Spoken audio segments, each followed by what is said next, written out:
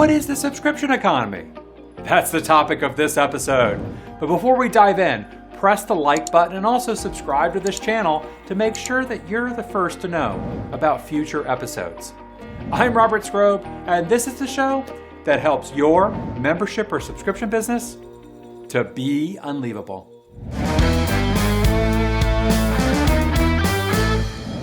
The subscription economy, a term that was relatively unknown even a decade ago, is now seen everywhere. But how did it come about and what does it mean? Tian Zhu, the CEO of subscription management software firm Zuora, was the first to coin and use the term the subscription economy. And they even had it trademarked. Fundamentally, it describes the trend of buying and using products and services via an ongoing pay-as-you-go model rather than a one-time fee. These days, consumers are very familiar with being asked to pay each month to access movies on Netflix, movies on Spotify, TV shows on Hulu, news from the New York Times, audiobooks on Audible, kids programming on Disney+, sports on ESPN+, and specialist shows on HBO and Showtime.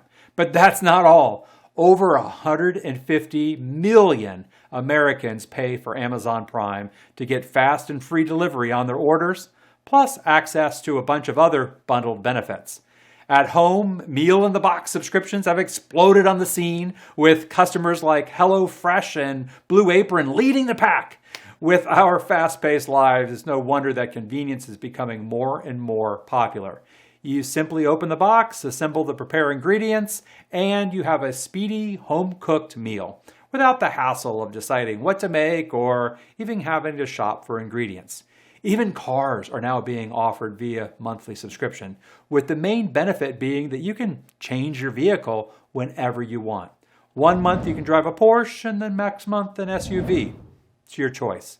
There's no repair or maintenance cost to worry about, and unlike a lease, you're not locked into a long 2, 3, or 4-year contract. There's also specialist subscriptions for a wide variety of niches. Love wine? You might consider joining Somm Select. A monthly subscription delivers 4 bottles of wine to your door each month based on your preferences. For the more adventurous, they even offer a variation called the Blind 6. 6 numbered but otherwise unmarked bottles arrive wrapped in black tissue paper, and you can enjoy your own tasting experience. Compare your opinions with the survey notes provided by a master sommelier. Even clothes can be rented. One popular subscription called Rent the Runway offers ladies the opportunity to select a handful of high-end designer clothes, wear them, and then switch them out for a new selection next month. And at the heart of the subscription economy is software, commonly referred to as SaaS, or software as a service. According to one study, a whopping 84% of new software is now delivered via subscription. That's a huge shift in the way subscription is sold. In the past, it was more common to buy software outright and then pay separately for support. But now, especially in the business environment, it's commonplace for popular software to be delivered as a monthly or annual subscription.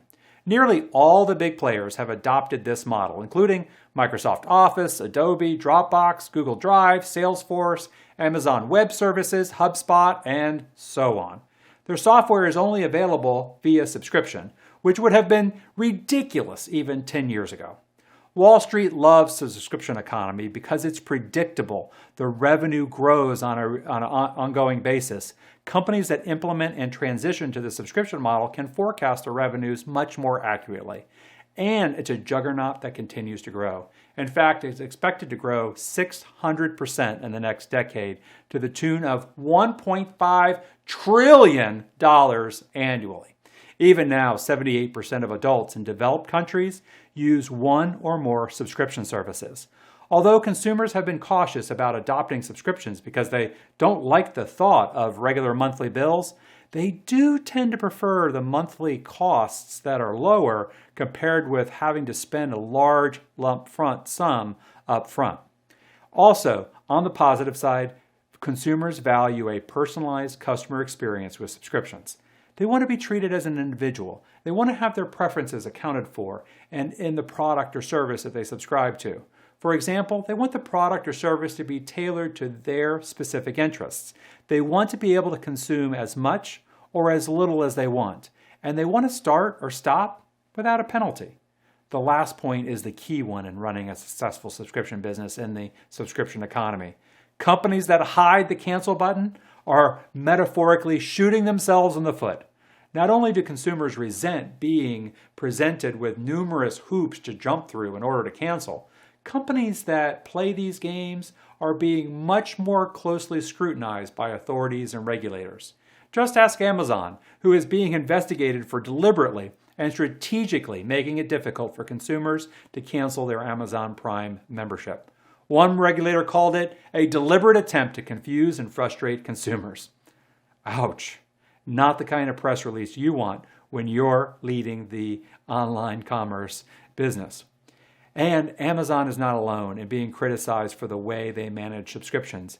HP have come under fire with their Instant Ink subscription. Astonishingly, if you cancel your plan, it instantly makes your pre-purchased inks unusable. That just seems wrong, doesn't it? And BMW recently announced that they will be selling a subscription that will unlock a heated seats feature in its cars for $18 a month.